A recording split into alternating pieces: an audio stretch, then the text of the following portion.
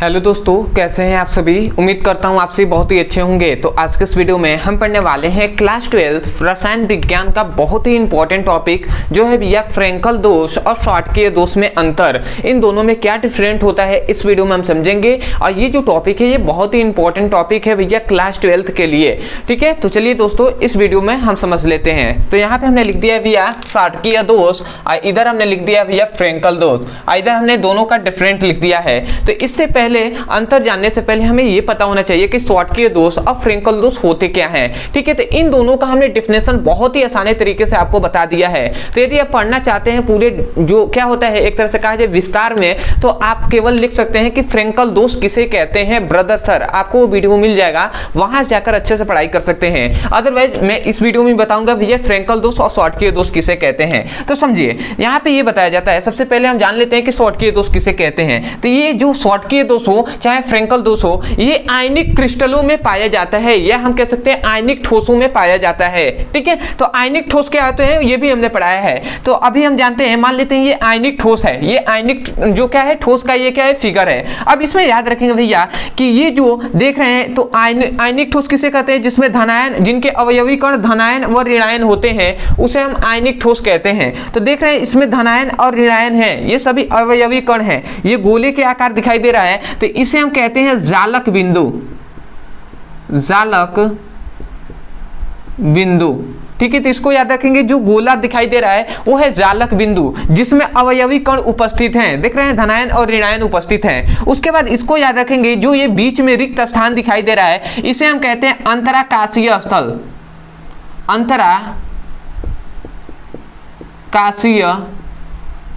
स्थल या अंतराकाश भी कहते हैं। तो अब ध्यान देना है भैया कि इसमें से मतलब इसमें यह बताया जाता है कि जब धनायन और ऋणायन, देखिए धनायन और ऋणायन सामान्य संख्या में अपने जालक बिंदु को छोड़कर, अपने जालक बिंदु को छोड़कर क्रिस्टल से ही बाहर हो जाते हैं, मतलब क्रिस्टल से लुप्त हो जाते हैं, बाहर निकल जाते हैं, तो इस दोष को ही हम क्या कहते हैं शॉटकीय दोष कहते हैं। हमने क्या कहा कि मान लेते हैं यहां से धनायन निकला, ठीक है, तो यहां से ऋणायन भी निकला, तो यहां से यही कहा जा रहा है कि ऐसा दोष मतलब जिसमें क्या होता है धनायन और ऋणायन अपने जालक बिंदु को, ये जालक बिंदु है ना, तो अपने जालक बिंदु को छोड़कर, परंतु याद रखेंगे भैया जो धनायन और ऋणायन निकलेंगे ये सामान्य संख्या में निकलेंगे, मतलब यदि एक धनायन निकलता है तो एक ही ऋणायन निकलेगा, यदि एक ऋणायन निकलता है तो भैया क्या एक ही धनायन निकलेगा। तो यही कहा जा रहा है कि ऐसा दोष जिसमें धनायन और ऋणायन सामान्य संख्या में अपने जालक बिंदु को छोड़कर, अपने जालक बिंदु को छोड़कर क्रिस्टल से लुप्त हो जाते हैं या बाहर निकल जाते हैं या गायब हो जाते हैं, तो इस दोष को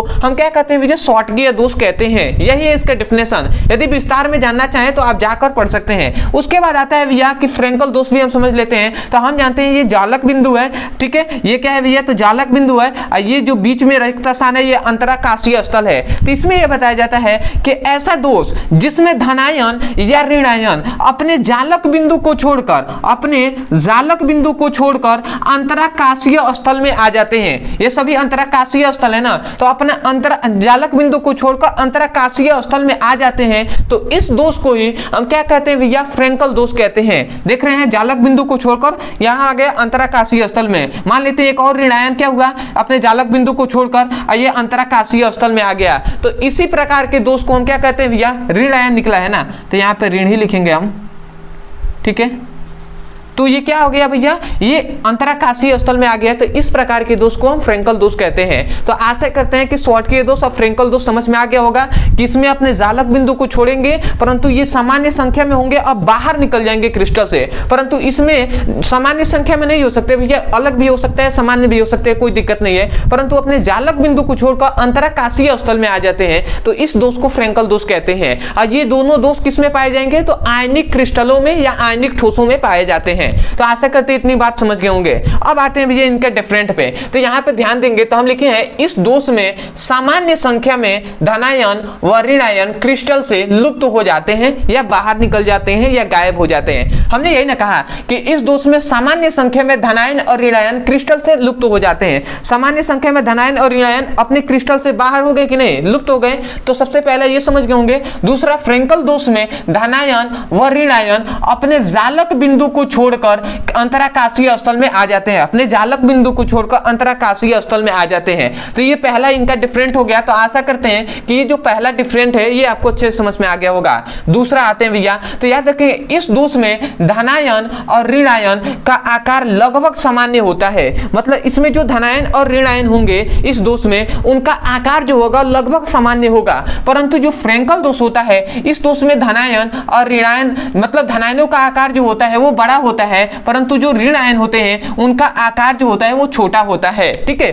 किस दोष में भैया? तो फ्रैंकल दोष में। तो आशा करते हैं समझ गए होंगे। अब आते हैं भैया, ये दूसरा हमने जान लिया। अब आते हैं तीसरे पर। तीसरा भी इंपॉर्टेंट है। अब जानिए इस दोष में जो आयन होते हैं वो क्रिस्टल से बाहर निकल जाते हैं। आयन मतलब धन आयन या ऋण आयन, तो ये क्रिस्टल से ही बाहर निकल जाते हैं, परंतु इस दोष में जो आयन होते हैं वो अंतराकाशीय में चले आते हैं, मतलब अंतराकाश में चले आते हैं। इसमें जो धनायन होंगे या ऋण आयन होंगे, या हम धनायन और ऋण आयन ना कहकर हम आयन भी तो कह सकते हैं ना, तो आयन होंगे वो अंतराकाश में चले आते हैं या अंतराकाशीय स्थल में चले आते हैं। ठीक है, तो ये भी आप समझ गए होंगे। चौथा पॉइंट जानते हैं, तो इस दोष के कारण क्रिस्टल का घनत्व कम हो जाता है। हमने क्या कहा कि इस दोष के शॉटकीय दोष के कारण जो क्या होते हैं आयनिक ठोसों का जो घनत्व होता है वो कम हो जाता है। तो आप कहेंगे भैया कैसे कम हो जाता है, क्यों? तो भैया कम इसलिए होता है कि जब इनके अवयवी कण ही क्रिस्टल से बाहर निकल जाएंगे तो घनत्व कम होगा कि नहीं? भैया जब क्या होते हैं जो अवयवी कण जितने ज्यादा होते हैं उतने ही तो घनत्व अधिक होता है ना।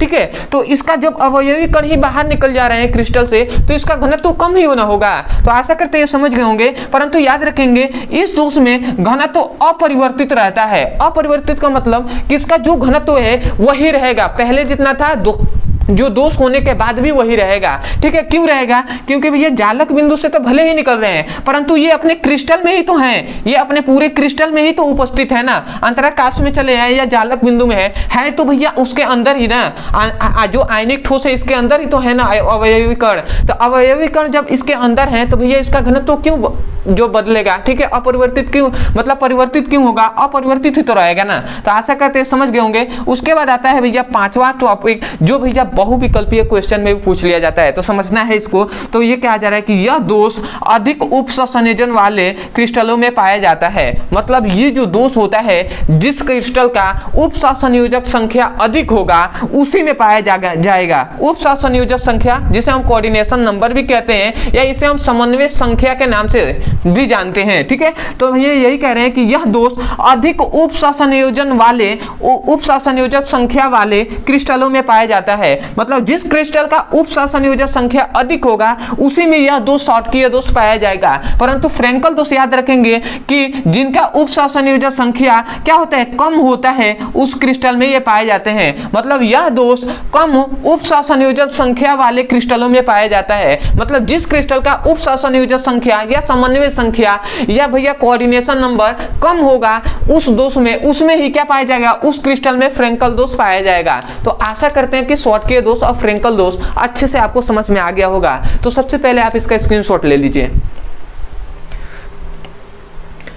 तो आशा करते हैं दोस्तों आपने अच्छे से स्क्रीनशॉट ले लिया होगा। तो मैं यही कहूँगा यदि आपको इस वीडियो से सीखने को मिला हो, यदि समझ में आया है तो तब जाकर आप क्या कर सकते हैं, चैनल को सब्सक्राइब कर लीजिएगा, वीडियो को लाइक कर दीजिएगा। हो सके तो हमें कमेंट सेक्शन में जरूर बताइएगा कि आपको वीडियो कैसा लगा। अदरवाइज यदि किसी भी क्लास का कोई भी टॉपिक समझ में नहीं आता है, चाहे वो फिजिक्स का हो, केमिस्ट्री का हो, तो केवल आपको उस टॉपिक का नाम लिखना है यूट्यूब पर, अंत में हमारे चैनल का नाम लिख देंगे ब्रदर सर, आपको वीडियो मिल जाएगा, वहां जाकर अच्छे से पढ़ाई कर सकते हैं। अदरवाइज बहुत से ऐसे स्टूडेंट हैं जो एग्जाम आने वाला है इसलिए वो चाहते हैं कि भैया सभी इंपॉर्टेंट टॉपिक को करा दिया जाए जो हमारे लिए बोर्ड एग्जाम के लिए बहुत ही इंपॉर्टेंट हो, चाहे वो किसी भी बोर्ड का क्या हो जो स्टूडेंट हो। ठीक है, चाहे वो यूपी हो, बिहार हो, चाहे मध्य प्रदेश से हो, भैया एमपी किसी भी मतलब राज्य से हो, उनके लिए सभी इंपॉर्टेंट है। ठीक है, क्योंकि जो क्वेश्चन होते हैं ना, ठीक है, जैसे हेनरी का नियम, राउल्ट्स का नियम, ठीक है, ये सभी भैया हर बोर्ड एग्जाम में पूछे जाते हैं और सभी बोर्ड एग्जाम में ये इंपॉर्टेंट ही होते हैं। ठीक है, आप किसी भी बोर्ड एग्जाम में जाकर मतलब इसलिए जो क्या होते हैं स्टूडेंट होते हैं वो कहते हैं भैया कि मध्य प्रदेश से हैं, ठीक है, चाहे राजस्थान से है, चाहे यूपी से है, बिहार से, भैया